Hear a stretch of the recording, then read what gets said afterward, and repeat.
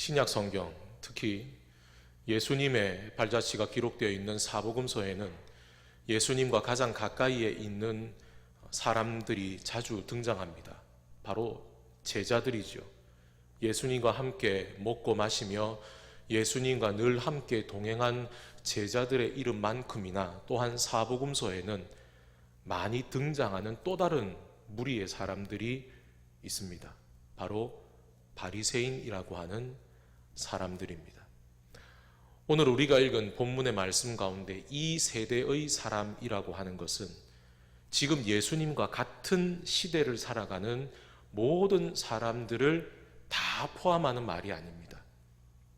하나님께서 이 땅 가운데 인간으로 오셔서 지금 인간의 세대 가운데 함께 살고 계시는데도 그 하나님을 알지 못하는 사람들, 그 사람들을 이 세대의 사람이라고 말씀하신 거죠.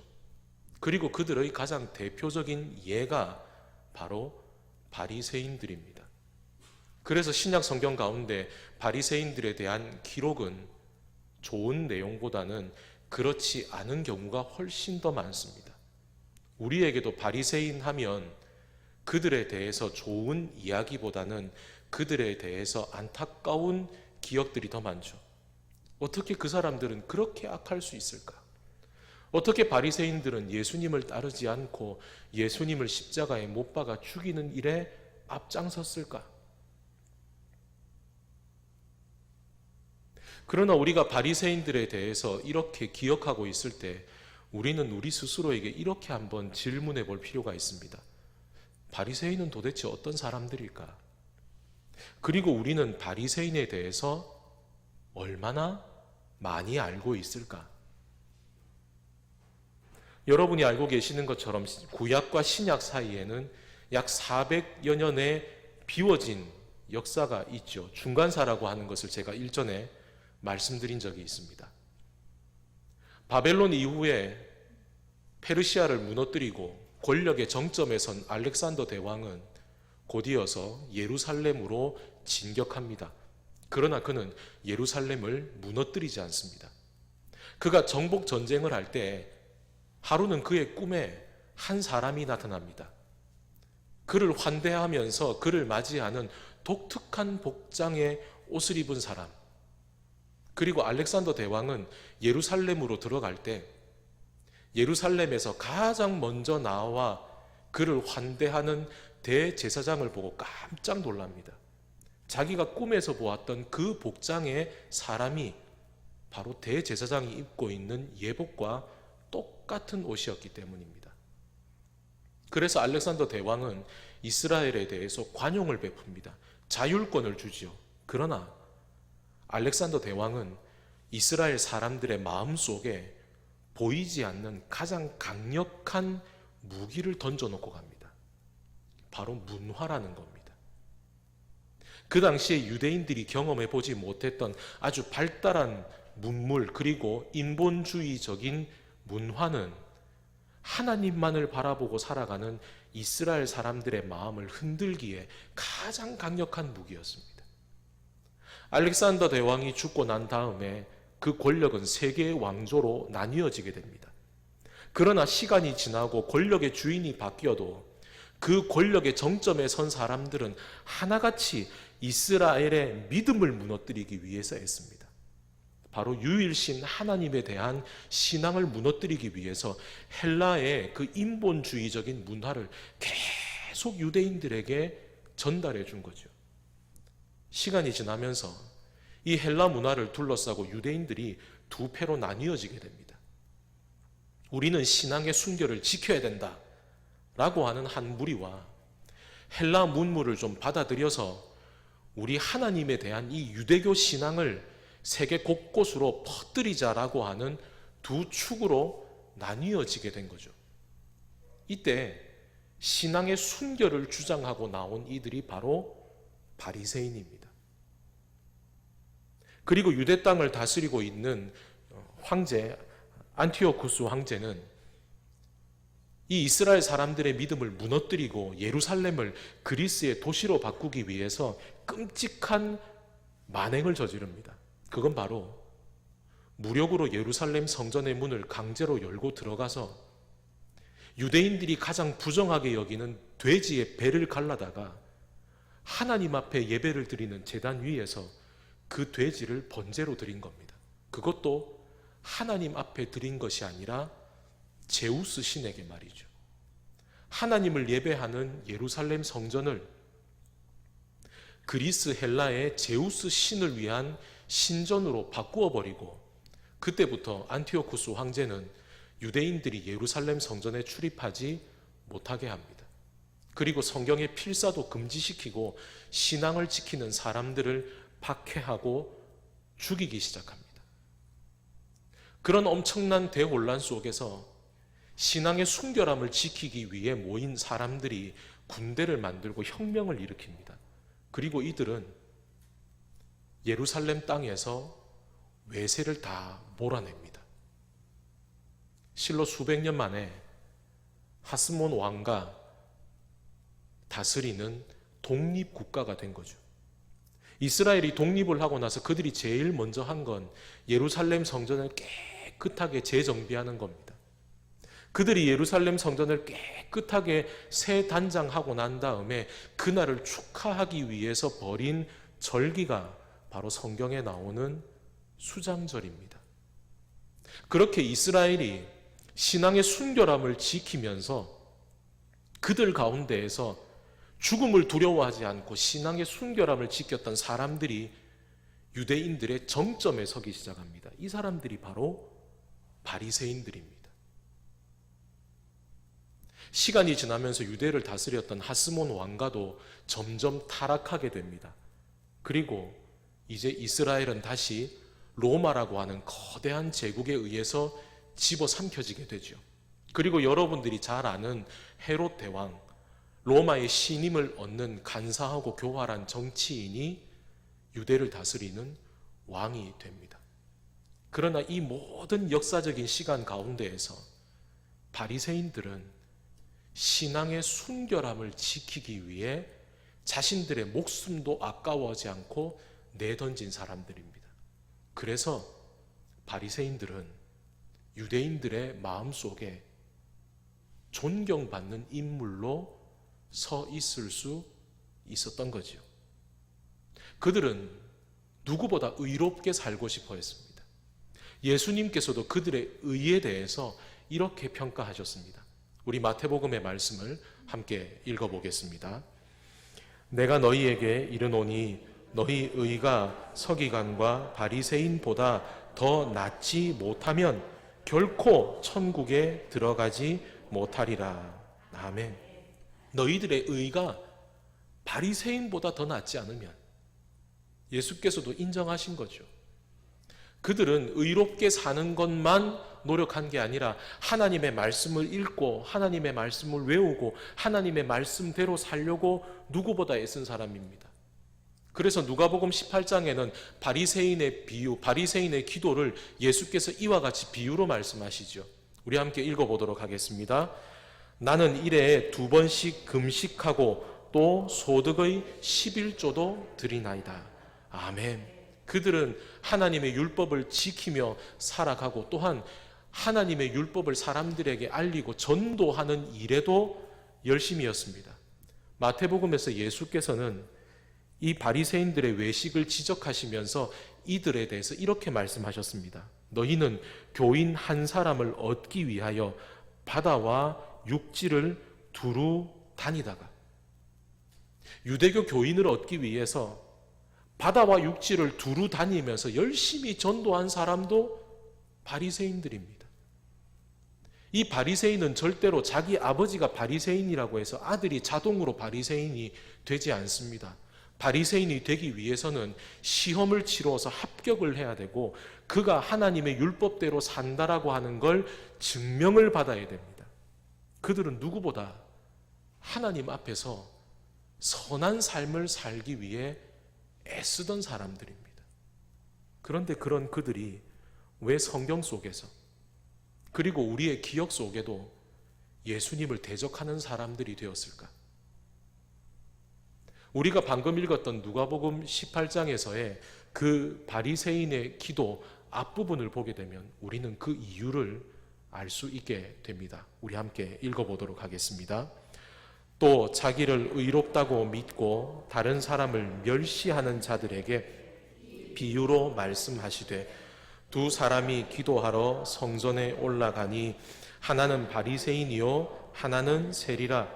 바리새인은 서서 따로 기도하여 이르되 하나님이여 나는 다른 사람들 곧 토색 불의 간음을 하는 자들과 같지 아니하고 이 세리와도 같지 아니함을 감사하나이다.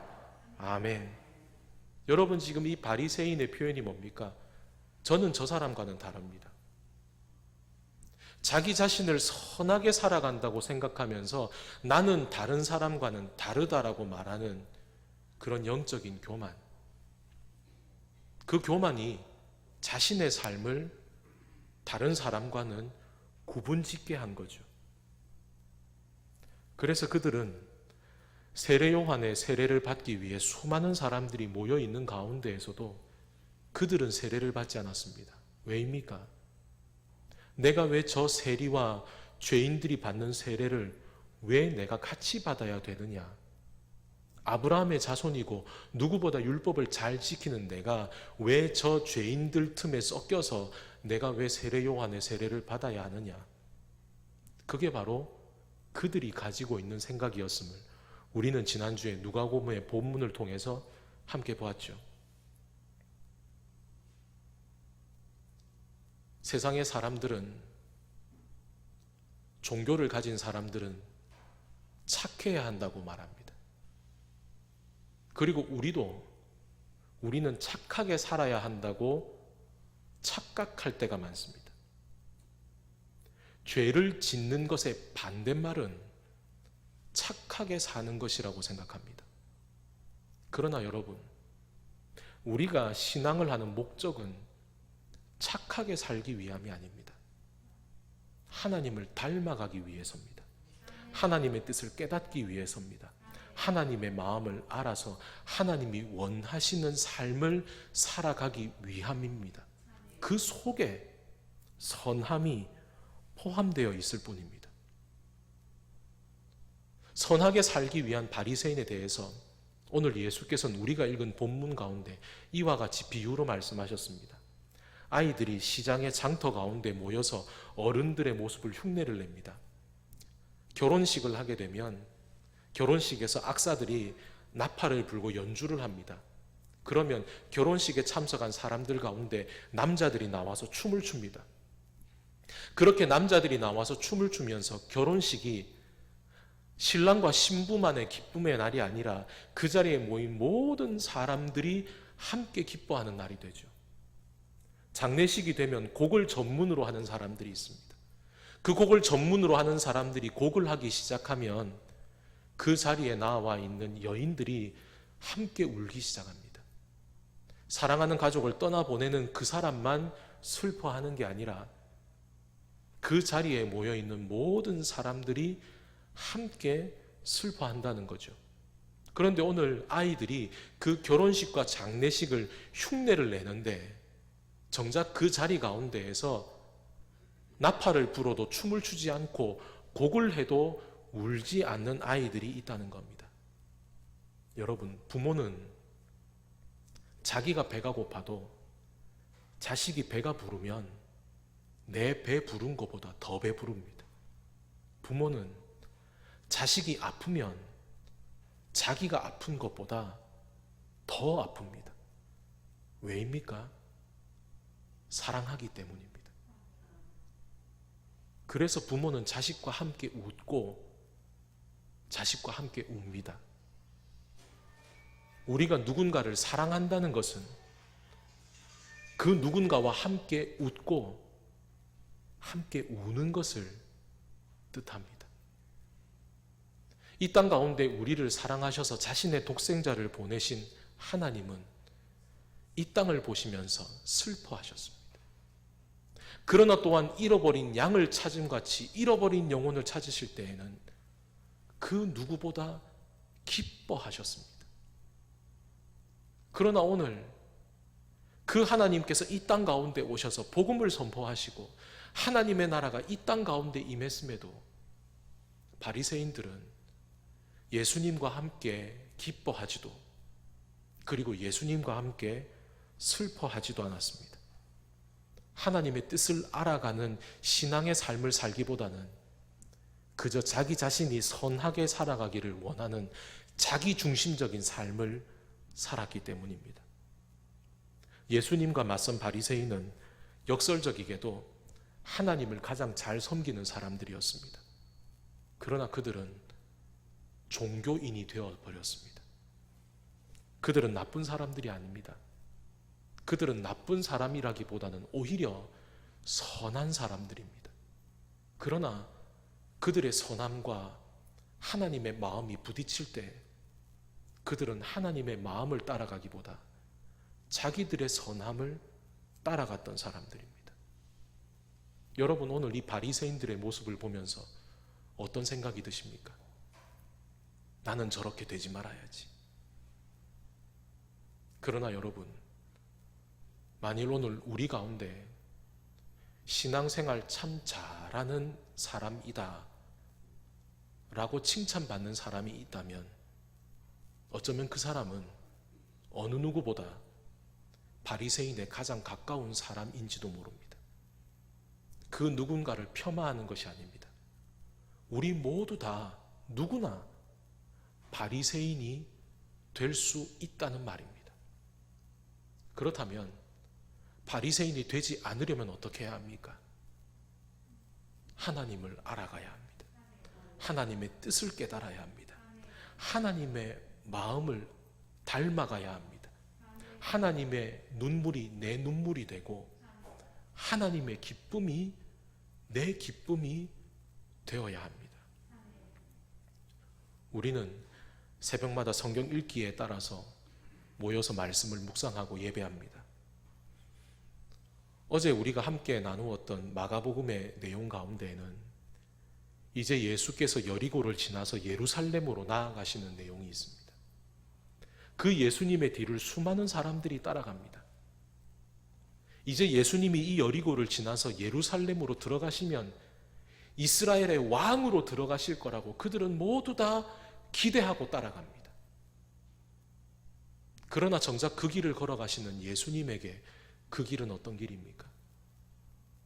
왕좌에 오르는 길이 아니라 십자가에 매달리기 위해 가는 길입니다. 이제 예수님의 머리 위에는 왕관이 아니라 날카로운 가시관이 예수님의 머릿속을 파고 들어갈 겁니다. 왕의 지팡이를 잡아야 하는 그 손에는 굵고 거친 못이 박힐 겁니다. 그것을 알면서도 예수님은 그 길을 걸어가고 계십니다. 지금 자기 뒤를 따르는 그 수많은 무리들이 하루아침에 폭도로 돌변할 것도, 그리고 지금 자기 옆에서 내가 예수님의 옆에 설 것이라고 서로 다투는 제자들 또한 자기를 버리고 다 도망갈 것을, 그리고 심지어 지금 그들 가운데 한 사람은 예수님을 팔아 넘길 것도 알고 있습니다. 그러나 그 십자가의 길을 예수님은 걸어가고 계십니다. 그 무리들이 걸어가는데 여리고의 길가에 앞을 보지 못하는 한 맹인이 앉아 있습니다. 그는 왜 길가에 앉아 있을까? 성경은 그가 거지라고 말합니다. 앞이 보이지 않는 그는 스스로 살아갈 수 있는 경제적인 능력이 없기 때문에 주변의 사람들에게 구걸을 하며 살아갑니다. 그런데 그의 귀에 수많은 사람들이 웅성거리고 지나가는 소리가 들립니다. 돈 많이 벌 수도 있죠. 그런데 그 웅성거리는 사람들 가운데에서 이런 말이 들려옵니다. 저들 가운데 나사렛 예수가 계시다. 그 말을 듣는 순간 맹인은 큰 소리로 외칩니다. 다윗의 자손 예수여, 나를 불쌍히 여기소서. 그러나 그의 그 큰 외침은 군중들의 나무람 속에 묻혀버리고 맙니다. 어디 지금 이스라엘의 왕으로 가시는 예수님 앞을 지금 너 따위 거지가 가로막는단 말이냐. 조용히 해라, 잠잠해라. 이때까지 너 거지로 살았으니 너 그냥 거지로 살아라. 앞을 보지 못한 채로 너는 그렇게 사는 게 네 인생이고 네 숙명이다. 그러나 바디메오는 멈추지 않습니다. 더 큰 소리로 외칩니다. 다윗의 자손 예수여, 나를 불쌍히 여기소서. 여러분, 예수님의 주위를 둘러싸고 있는 그 수많은 사람들이 내뱉는 온갖 소리들에 한 맹인이 외치는 소리가 얼마나 더 컸을까요? 설령 예수님의 귀에 그 거지 바디메오의 목소리가 들렸다 한들 이 땅 가운데 왕이 되기 위해 걸어가시는 그 예수님의 발걸음, 십자가에 달리기 위해 나아가는 그 복잡한 마음 가운데 지금 어디 거지의 말을 들어야 될 여유라도 있을까요? 그러나 예수님은 그렇게 하지 않으셨습니다. 예수님은 멈추셨습니다. 예수님을 따라가던 모든 발걸음이 다 멈췄습니다. 그러나 예수님은 멈추신 것이 아닙니다. 예수께서 지금 그 길을 걸어가시는 이유가 이 땅 모든 사람들을 구원하시기 위해, 그리고 지금 다윗의 자손 예수를 간절히 부르는 저 바디메오를 구원하시기 위해 걸어가시는 길이기에 그분은 멈추어 서서 바디메오를 부르셨습니다. 그리고 세상을 구원하시는 그 놀라우신 하나님의 능력이 바디메오라고 하는 한 사람을 향해 쏟아 부어지기 시작합니다. 그 예수님의 멈춤의 자리 가운데 베드로와 요한도 있었습니다. 사도행전 3장을 보게 되면 그 베드로와 요한이 이제 성전으로 기도하러 들어가는 내용이 나옵니다. 율법에 정해진 대로 정해진 시간, 오늘날 우리 시간으로 약 오후 3시경에 베드로와 요한은 성전으로 들어갑니다. 미문이라고 하는 문을 통과해서 들어갑니다. 미문이라고 하는 이 문의 이름은 영어로는 뷰티풀 게이트, 즉 아름다운 문이라는 뜻을 가지고 있습니다. 다른 어떤 성전의 문들보다 청동으로 만들어져 있기 때문에 해가 비치면 마치 거대한 황금 덩어리가 번쩍번쩍 비추는 것 같은 그런 아름다운 문, 이 미문을 통과하면 이방인도 성전에 들어갈 수 있고 이 미문을 통과하면 여인들도 성전에 들어갈 수 있습니다. 그래서 이 미문은 늘 수많은 사람들로 북적입니다. 성전에 들어가고 싶은 이방인, 여인, 유대인, 그리고 이 미문을 보기 위한 관광객들까지도 그 수많은 사람들이 들어가는 미문 아래에 나면서부터 걷지 못하는 한 사람이 구걸을 하기 위해서 앉아 있습니다.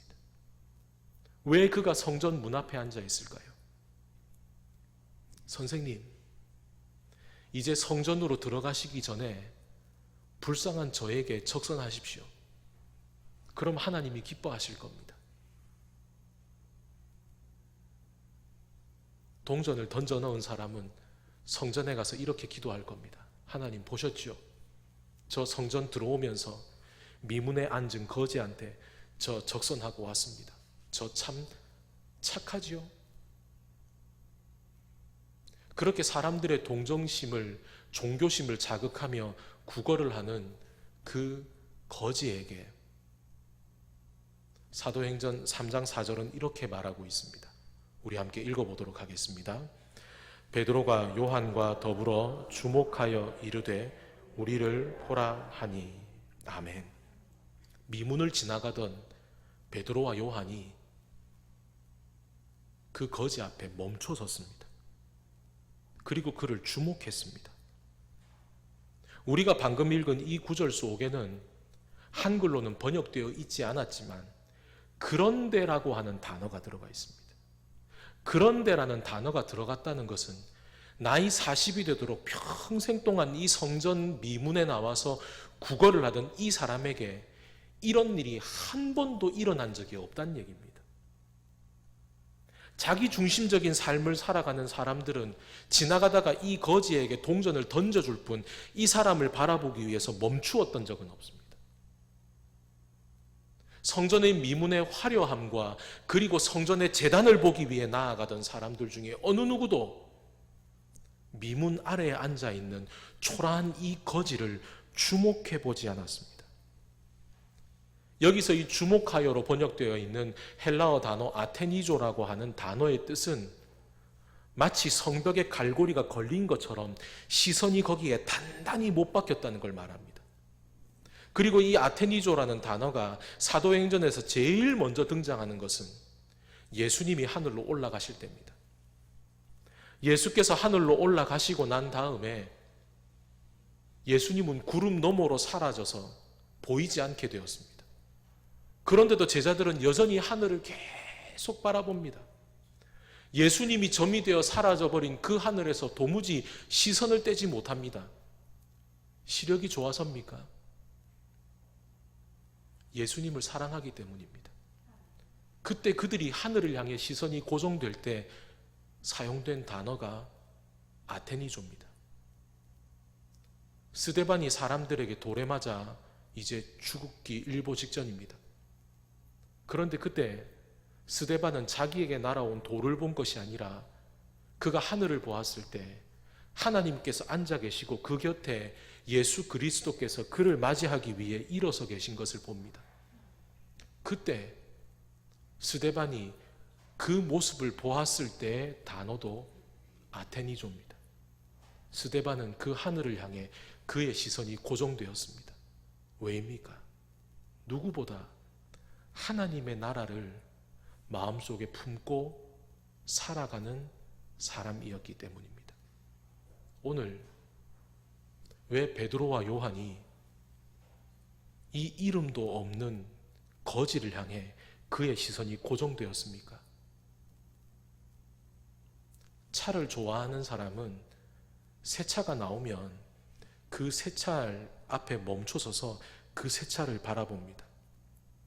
보석을 좋아하는 사람은 보석 가게 앞을 지나다가 멋진 보석 목걸이가 보이면 멈추어서서 그 목걸이를 봅니다.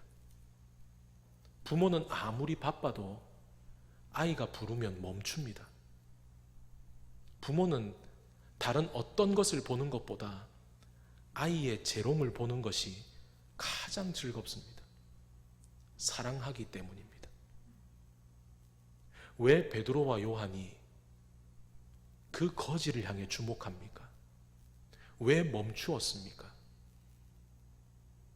예수님을 향해 주목되었던 그 시선과 사랑으로 그는 이제 어느 누구도 거들떠보지 않는 거지를 향해 주목하고 멈추었습니다.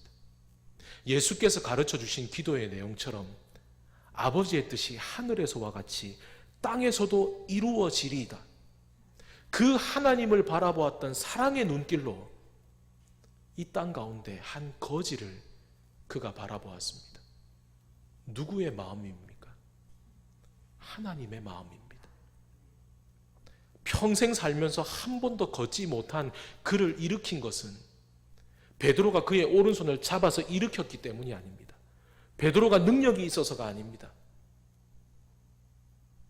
다윗의 자손 예수여 나를 불쌍히 여기소서 외치는 바디메오를 위해서 멈추셔서 그의 눈을 만져서 낫게 하신 그 예수님의 능력이 지금 예수님과 함께 걷고 함께 웃고 함께 울고 함께 멈추고 함께 바라보는 베드로와 요한을 통해 역사하셨기 때문입니다. 제 개인적인 얘기를 하는 것을 양해해 주십시오. 저는 5대째 믿는 가정에서 태어났습니다. 저의 집안이 신앙생활을 시작한 것은 지금부터 100년도 더 전인 1914년부터입니다. 저는 모태신앙으로 태어났습니다. 저에게 교회는 놀이터였고 저에게 성경은 재미있는 이야기들이 가득한 두꺼운 책이었습니다. 저는 제가 알고 있는 또래의 그 누구들보다 성경을 잘 알았습니다. 그래서 공과 공부 때마다 모르는 것은 선생님에게 질문했고 또 저 자신이 성경을 읽다가 깨닫게 된 것은 선생님에게 골탕을 먹이기 위해서 일부러 모르는 척 선생님에게 질문을 하기도 한 참으로 유치한 신앙을 가진 아이였습니다. 나이가 들면서 교회 온갖 봉사는 다 했습니다. 그리고 사람들에게 하나님에 대해서 누구보다 자세하게 얘기할 수 있는 사람이었습니다. 사람들은 그런 저를 신앙이 좋다라고 칭찬했습니다. 그러나 실상 저의 모습은 그렇지 않았습니다. 사람들의 눈에 띄지 않고도 얼마든지 죄를 저지를 수 있었고, 제가 가지고 있는 악함과 약함을 사람들 앞에서는 기가 막히게 감추고 살았습니다. 그랬던 제가 20대 후반에 성경을 읽으면서 저의 모습을 비로소 적나라하게 발견했습니다. 제가 몰랐던 말씀이 아닙니다. 그러나 그 말씀은 그 거룩과 신앙이라는 껍데기 속에 숨어있던 저의 모습이 얼마나 추악한지를 낱낱이 보게 만들었습니다. 그날 저는 몇 시간을 울부짖으며 기도했습니다. 주님, 저를 죽여주십시오. 저는 더 이상 이렇게 살 자신이 없습니다. 그리고 그날 저는 주님을 만났습니다. 저를 건져주신 이는 바디메오를 위해서 발걸음을 멈추신 주님, 성전 미문의 안전뱅이를 일으켜 세우시기 위해 베드로와 요한을 멈추게 하셨던 그 주님께서 저의 손을 잡아 일으켜 주셨습니다. 그렇게 저의 삶은 변화되었습니다. 시간이 지나고 어느 날 저와 함께 신앙생활을 하는 지체에게서 이런 말을 들었습니다. 사람들이 당신을 변했다라고 하는데 나는 그걸 믿지 않았습니다. 그런데 오늘 당신과 이야기를 해보니 당신이 정말 변했다는 걸 내가 알겠습니다. 지금 그가 그렇게 말하는 것은 이전에 누구보다 신앙 좋다라고 치장되어 있었지만 사람들이 저를 볼 때 얼마나 완고한 신앙의 사람이었는가를 이야기해 주는 것입니다. 그리고 저 자신이 바로 바리새인이었다는 것을 드러내는 말이죠. 그런데 저는 그 사실이 너무 좋았습니다. 저는 그에게 이렇게 답했습니다. 맞습니다. 저 변했습니다.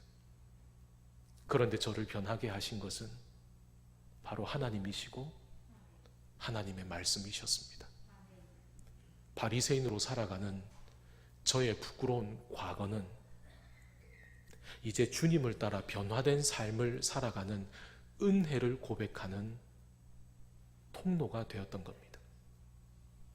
사랑하는 여러분, 바리새인이 되지 마십시오. 이 땅 가운데 착하게 살기 위한 종교인이 되지 마십시오.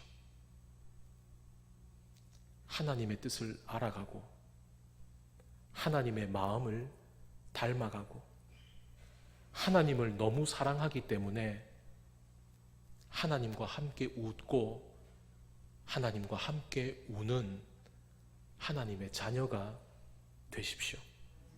그때 우리는 이 땅 가운데 하나님께서 주시는 진정한 기쁨을 맛보게 될 것이고 우리의 눈물은 주님께서 닦아주실 것입니다. 그리고 우리를 통해 하나님의 복음의 역사는 이 땅 가운데 펼쳐질 것입니다.